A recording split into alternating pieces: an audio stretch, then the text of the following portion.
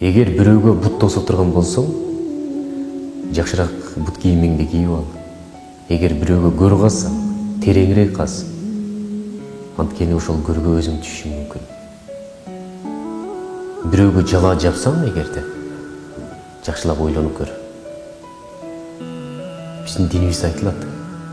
Эгерде бирөөгө жала жапсаң сен өлгөнгө чейин сага да жала жабылат. Билем, сен байсың, колуңда күчүң бар, белиңде күчүң бар, артыңда байлыгың бар, үстүңдө крышаң бар, бүт баары бар, билем аны.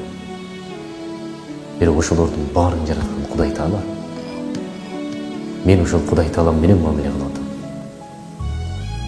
Эгерде ким Кудай Таала менен мамиле кылып, Кудай Тааланы дос тута турган болсо, жер бетиндеги бүт баары ага каршы чыкса дагы, ага зыян бере албайт. Пайда да бере албайт. Жер бетиндеги инсандардын баары бул дүйнөдө бир чаң жерден көтөрүлбөйт. Аллахтын каалоосу болбосо, мына ушул Аллах Тааланы дос туткула. Мына ушул Аллах Таала менен мамиле кылгыла.